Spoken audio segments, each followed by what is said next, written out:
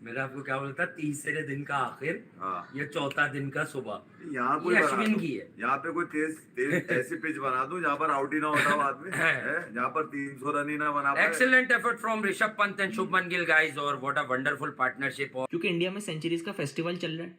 India के अंदर तो उन्होंने तो बांग्लादेश को चीर फाड़ के बराबर कर दिया। मतलब लग ही नहीं रहा है कि ये वही बांग्लादेश है जो हमें मार के गई है। लग ही नहीं रहा ना, बिल्कुल ऐसा लग रहा है बिल्कुल ही कोई हल्की सी टीम है। चीर फाड़ के 4 हिस्सों में ना बांग्लादेश के चापे इधर, राने इधर, इनको ना इधर उधर गोंज बांट दो। और जिस तरह पहले भी कहा था कि दूसरे दिन पे लग रहा था टेस्ट मैच खत्म हो चुका है, तीसरे दिन पे और खत्म हो गया, ये मतलब खत्म ही हो गया टेस्ट मैच है ना। और जिनकी जब ये मुझे पता चला था ना कि बांग्लादेश की टीम जो है वो इंडिया जा रही है, और मैंने आपको पता, मैंने उसी टाइम भी कह दिया था कि इंडिया की टीम जो है ये पानी तक भी नहीं पीने देगी इस टीम को, क्योंकि ये एक एवरेज टीम है। ये कोई इतनी ज़बरदस्त टीम नहीं है, ना इनकी बैटिंग इतनी ज़बरदस्त थी, ना इनकी कोई बॉलिंग इतनी ज़बरदस्त थी, ना इनका कोई एटीट्यूड था, ना कुछ था। पाकिस्तान की सीरीज़ जब वो खेलने आए उस टाइम ये भी नीचे बॉटम से कोई पाकिस्तान के साथ ही थे, 7वें 8वें नंबर पे। पाकिस्तान को हराने के बाद ये टीम चौथे नंबर पे चली गई और सब ने समझो ओ जी पता नहीं क्या टीम आ गई है जी, फड़का देगी इंडिया को सब कुछ। सिर्फ थकी घटिया किस्म की पिच बना के दी पाकिस्तान में इनको, जिसकी वजह से इनके बॉलर्स ने हमें प्रॉब्लम में डाला, और हमारे बैट्समैन वैसे ही टेक्निकली इतने अच्छे नहीं थे।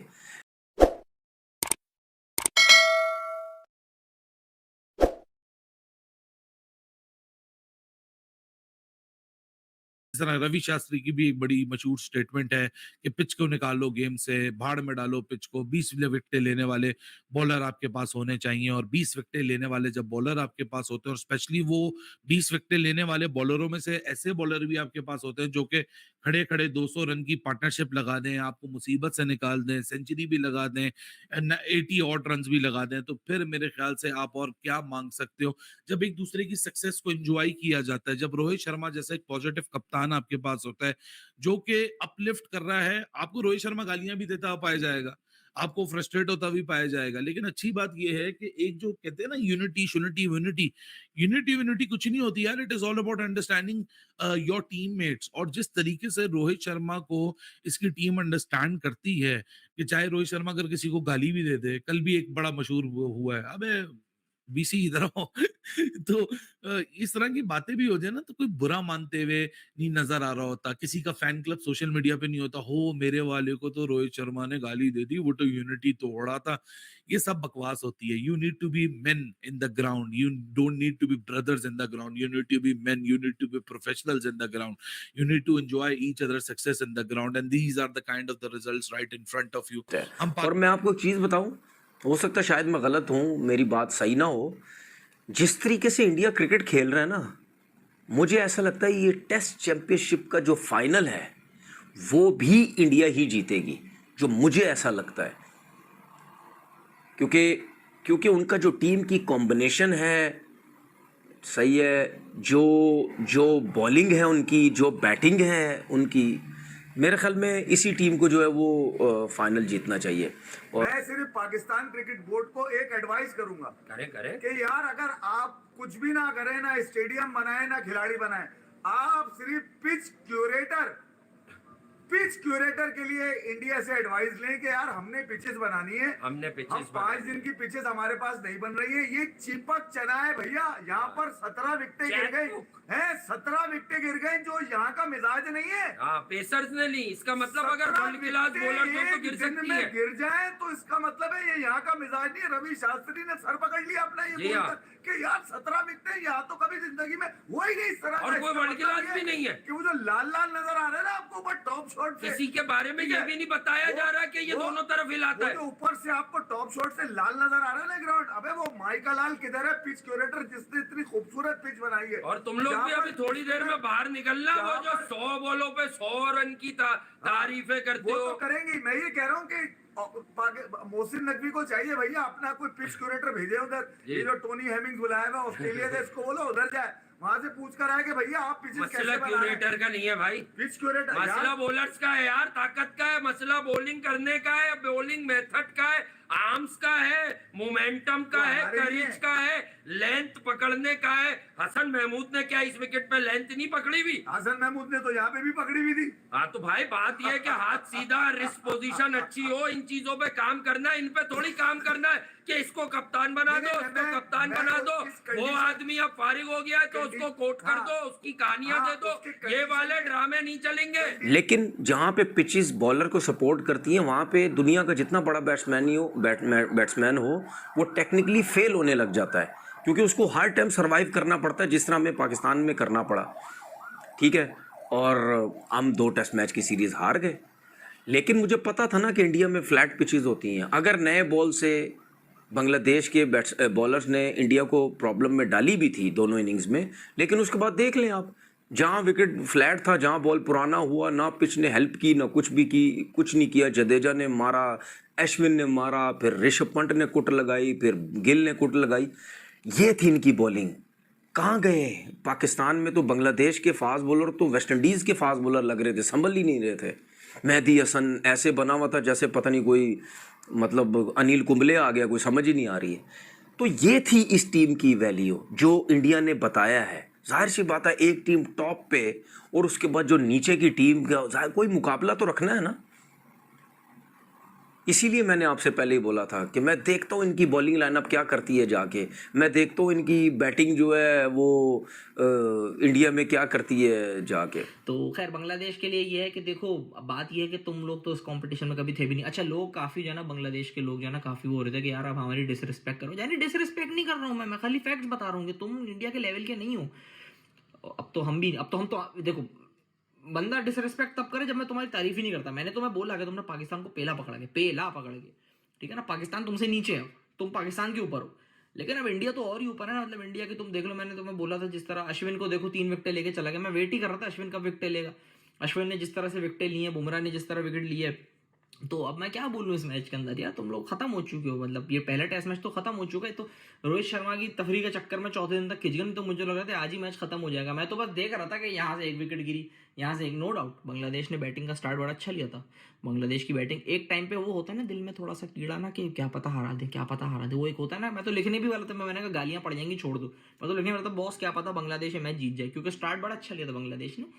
लेकिन फिर वो जिस तरह से विकेटें करना शुरू हुई, अब तो और आप ये देखें कि इस पूरे टेस्ट मैच में ना रोहित शर्मा ने रन्स किए, ना विराट कोहली ने रन्स किए। फिर भी आप देखें कितने बड़े मार्जिन से 280 रन से हराया इन्होंने। ठीक है, रन्स किसने किए? ऋषभ पंत जो कमबैक कर रहा था एक्सीडेंट के बाद, उसने परफॉर्म किया। नो डाउट गिल काफ़ी टाइम से परफॉर्म कर रहा, लेकिन रोहित शर्मा और विराट कोहली जैसा एक्सपीरियंस नहीं है उसके पास, उसने रन किए। और सबसे बड़ी बात ये चले ऋषभ पंत और गिल तो हैं ही बैट्समैन ना, वो तो फिर भी रन्स कर सकते हैं। लेकिन जब मुश्किल में टीम थी पहली इनिंग में, जिस तरह अश्विन ने 100 किया है और जिस तरह जडेजा ने 100 किया है, ये इनकी वजह से मेन जो इंडिया की जो पोजीशन स्ट्रांग हुई है ना, वो अश्विन और जडेजा की वजह से हुई है। उनकी वजह से ये रन्स बहुत अच्छे हो गए और आपके सामने एवरेज बॉलिंग नज़र आई, एवरेज एटीट्यूड, सब कुछ था ही नहीं बांग्लादेश के अंदर। तो वहाँ से जाहिर सी बात है फिर मैच तो जीतना था ना। फिर उसके बाद जिस तरह आपने देखा, जिस तरह बॉलिंग हुई इंडिया की तरफ से पहली इनिंग में भी, दूसरी इनिंग में भी, आज जो है अश्विन ने 6 आउट किए। मैंने आपसे पहले ही बोल दिया था कि मैन ऑफ द मैच जो है वही है। जडेजा ने भी जो है वो 3 आउट किए। अब ये जो बांग्लादेश की टीम है, इसको देख के लगता है ये चौथे नंबर की टीम है। मतलब ऐसे हो गए थे जैसे पता नहीं ऑस्ट्रेलिया को भी मार देगी, इसको भी मार देगी। अगले टेस्ट मैच में भी यही हाल होना इनका, यही हाल होना इनका, क्योंकि इनमें कुछ भी नहीं है। ये ऐसी टीम नहीं है कि ये इंडिया जैसी टीम का मुकाबला कर सके। इनमें इतनी एबिलिटी नहीं है। और इंडिया की क्यों मैं बात करता हूँ, मुझे खुशी होती है चाहे इंडिया पहले नंबर पे है, चाहे कोई भी हो, चाहे इवन पाकिस्तान भी हो पहले नंबर पे। आपने ऐसा ही हाल करना होता है जो आपसे कम टीम होती है, आपसे हल्की टीम होती है।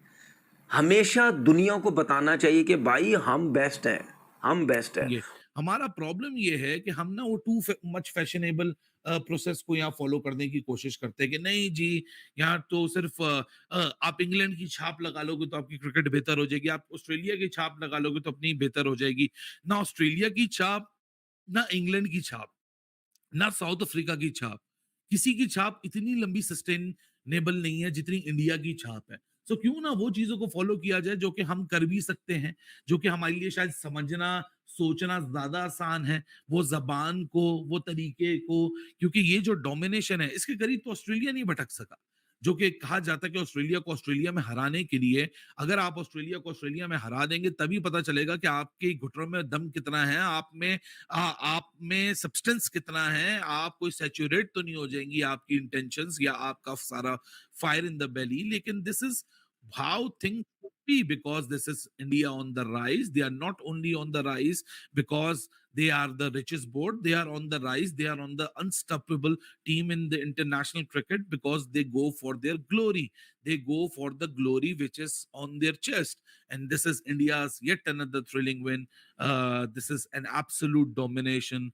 This is an absolute new era which has brought Chennai threshing.